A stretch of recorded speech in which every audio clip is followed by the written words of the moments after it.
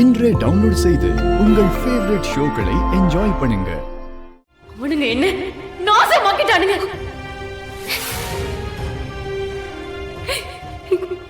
உயிரா நினைச்ச அந்த பசுபதி என் கழுத்தை நெரிச்சு கொன்னான்.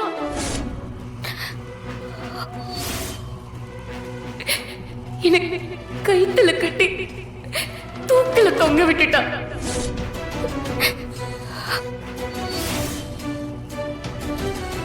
அவனோட சேர்த்து 7 பேர் ஊரு முழுக்க திருடி கெட்டவனு என்ன அசிங்கமா பேசினாங்க. நான் அம்மாவா நினைச்ச என் அம்மன்னு கடத்திட்டு போயிட்டானுங்க.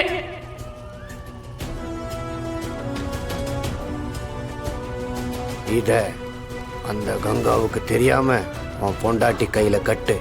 இத கட்டிட்டேன்னா கங்காவால உன் பொண்டாட்டி உடம்புக்குள்ள போக முடியாது. குடி.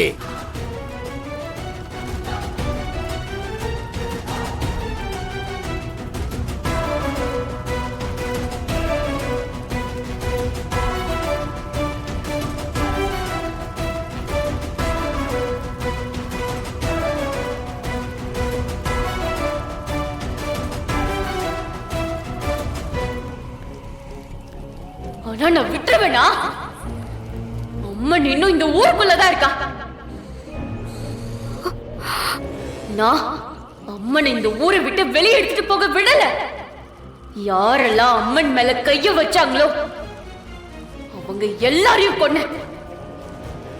அதனால பயந்துகிட்டு அந்த பசுபதி அம்மன் சிலைய அந்த காவல்கார வீட்டுக்குள்ள புதைச்சு வச்சிருக்கான். நான் ஊர் எல்லையில இருந்து அத காவல் காத்துட்டு இருக்கேன். இத நாங்க எப்படி நம்புறது?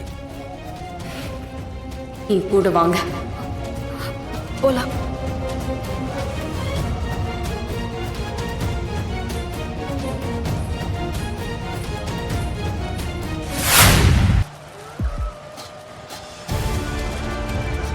பாத்து பாத்து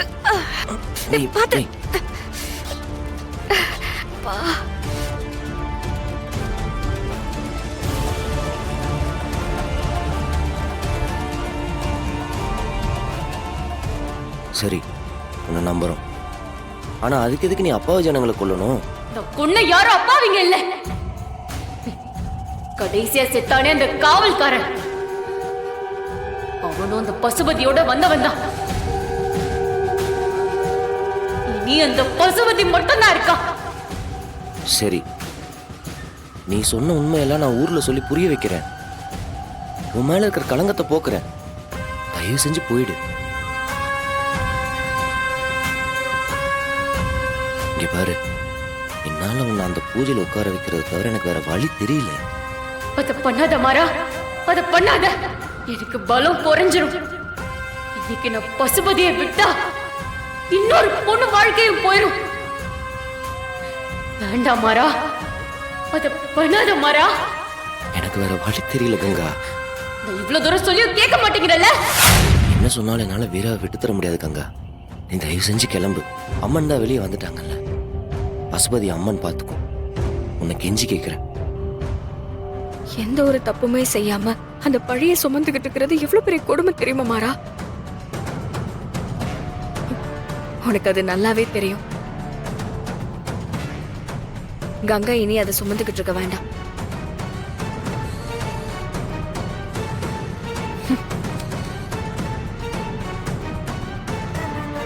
கங்கா, நீ செய்யணும்னு நினைக்கிறத செய்.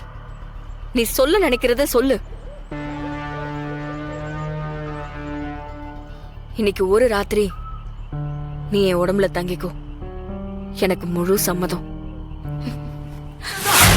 எப்படி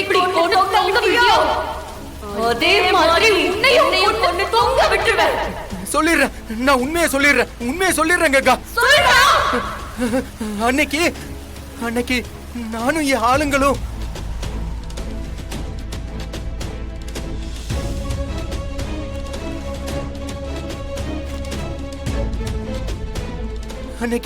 அன்னைக்கு கங்காவை கொன்னு தூக்குல மாட்டி விட்டது நான் தான். பாவி.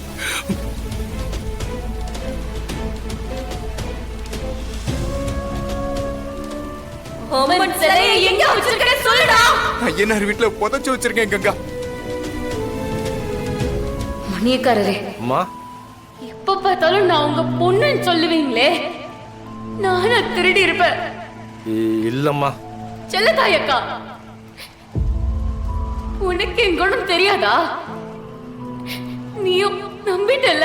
ஐயோ என்ன மன்னிச்சிடுமா. கங்கா எங்களை மன்னிச்சிருமா. இந்த பாவி இப்படி ஒரு கொடூரமானவன் எனக்கு தெரியலமா. ஐயா, அம்மா, உங்க தண்டனைக்கு நான் கட்டுப்படுறேன். இந்த நாய், இந்த பாவிய ஊர் கூடி என்ன பண்ணணுமோ பண்ணுங்க, எனக்கு கவலை இல்லை. இவன் போனா கூட எனக்கு வேண்டாம். பாவி பையன் இவனை விடக்கூடாது. கல்லாலே அடிச்சு கொல்லுங்க. விடக்கூடாது. அடிங்க. அவனை அடிங்க. விடாதீங்க. அடிங்க. யாரையும் விடவே கூடாது. இந்த மாதிரி பாவிகளை எல்லாம் சும்மா அடிக்காதீங்க. சொல்றத கேளுங்க. ஐயோ.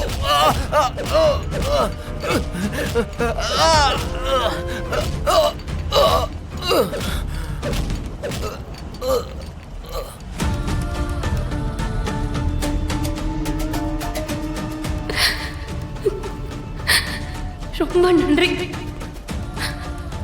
இத்தனை நாளா பாரமா சுமந்துட்டு இருந்த பழிய உங்க உதவியால இறக்கி வச்சிட்டேன். அம்மா, இந்த தலைவிரிச்ச மரத்தை 3 முறை சுத்தி வந்து அம்மனை நல்லா வேண்டிக்கிட்டு உன் கையால இந்த தொட்டில கட்டுமா. சரிங்க. சுத்திட்டு வா.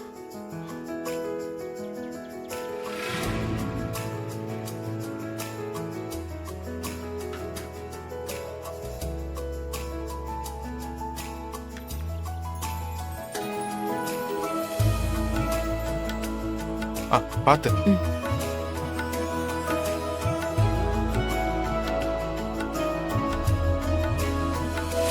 இத்தனை வருஷமா கோயில் பூட்டி இருந்ததால ஊர்ல இருந்த ஒவ்வொருத்தரும் வெளியே சொல்ல முடியாத அத்தனை கஷ்டத்தையும் அனுபவிச்சுட்டு இருந்தாங்க.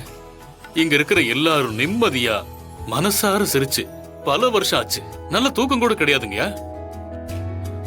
எல்லாரும் நிம்மதிக்காக தான் கோயிலுக்கு போவாங்க. ஆனா எங்க மனசுல கோவிலை பத்தி யோசிச்சாலே பயம்தான் வரும். அந்த பாவி எதோ சொல்லி எங்களுக்கே தெரியாம எங்க மனசுல பயத்தை விதைச்சிட்டான்.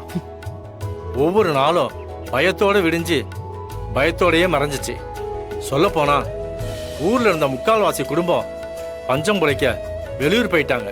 ஆனா எல்லார்கிட்டையும் இந்த விஷயத்தை சொல்லி திரும்ப இந்த ஊருக்கு வர வைக்கணும்.